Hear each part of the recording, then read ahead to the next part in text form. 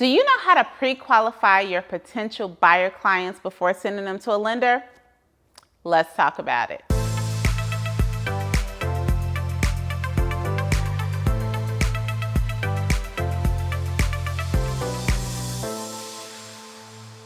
Hey everybody, it's Rosemary Lewis, your educator agent with eXp Realty, and today I am going to teach you, so pull on up, this is a lesson.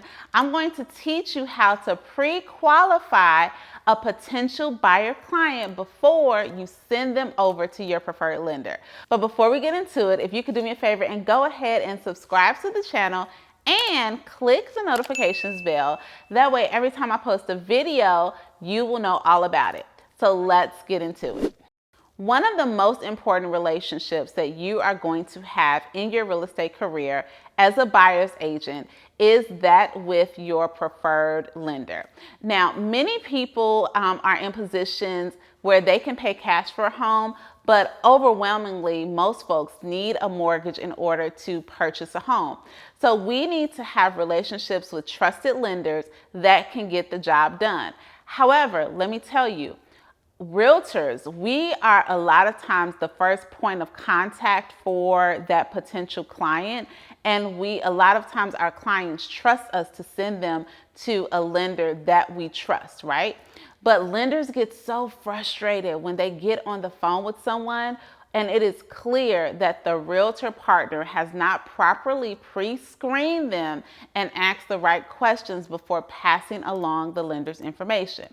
Now, I know you may be wondering, Rosemary, what are you talking about? That is what the lender is supposed to do. They're supposed to talk to the client to see if they're pre-approved or not. However, there are specific questions that we as the real estate agents need to ask that potential client just to see if the next course of action is for them to speak to a lender or if they may need some mediation or an action plan in the meantime.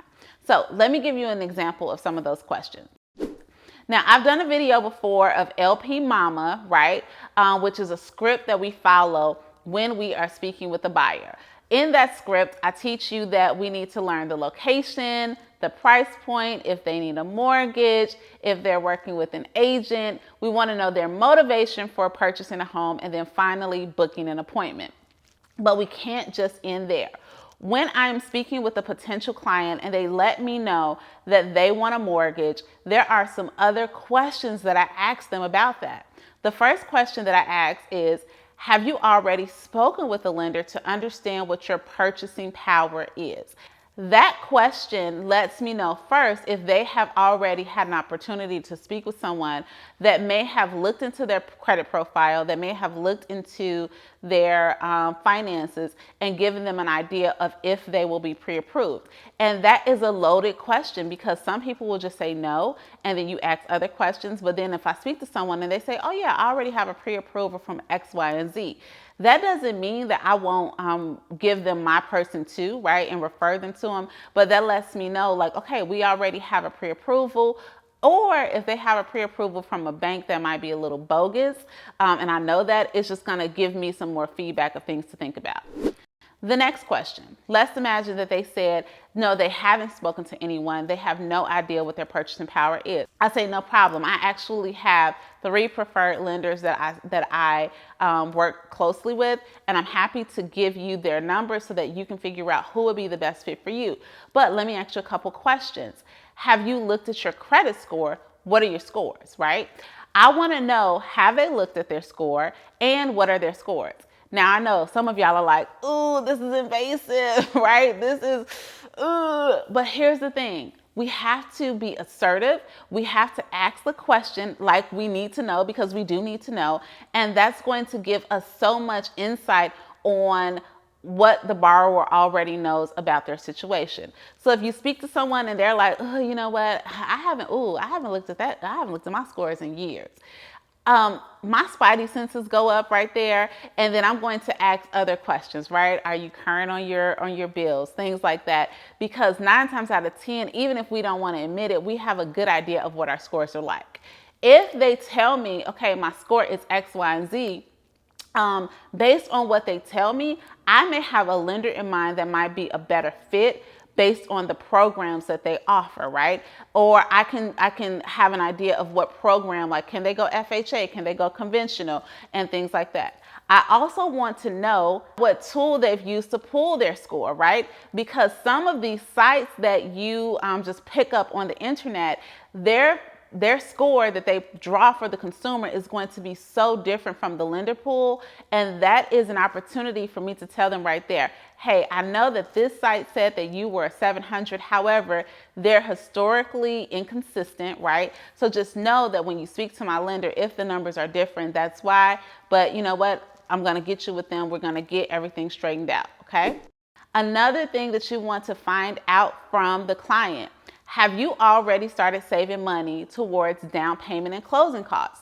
So if you're speaking to someone who wants to move tomorrow, but they don't have $1 saved, the next course of action might not be to speak with the lender. We may need to talk about whether they can get funds from a different source and things like that. And if you notice, I'm getting really deep into their business because I am going to be their advocate, and the point that I start advocating for them is honestly when I send them to the lender. So I want to send them to the lender with confidence to say, hey, Mary Jones, that was my maiden name, was Jones. Mary Jones is coming to you. She has a 720 credit score. She's already been pre-approved here, and this is her situation. Or I can say, hey, look, I'm sending this person to you. Their scores might not be quite as high, and this is my plan of action for us to nurture. Your lender is going to receive that client so much better when they have more information to go off of, because we have done the pre-screening for them and just really help them to understand how we can best service the client. Because here's the reality, y'all. When I first got into the business, my lender literally had to call me. Thank God that she's still my preferred lender, and said, Rosemary, you have to ask better questions because you're sending me people. I know you're excited, you're out here working, but you're sending me people that are in no way going to be able to purchase a home. They need to be a part of your nurture pile for a little bit before they call me and I spend 45 minutes on the phone with them, because they're taken away from the clients that are in a position right now. Now, that's not to say that we're not going to take care of everyone and service them, but those pre-screening questions make all the difference in the world. So make sure that you are asking those questions and you are handing over that full package so that the lender fully understands that you have pre-qualified the call before they reach the lender. Now, this one was action-packed and I gave you a lot of different tidbits, but essentially just learn, y'all, we have to know how to ask the right questions. And remember, you are the real estate professional, so don't be afraid to ask the questions, okay? And ask them like you're supposed to ask them. Like, hey, what's your credit score? How much money do you make? How much do you want to spend on a mortgage? Because all of these things will help to make sure that you're not wasting the lender's time, you're not wasting the client's time, and you are not wasting your own time.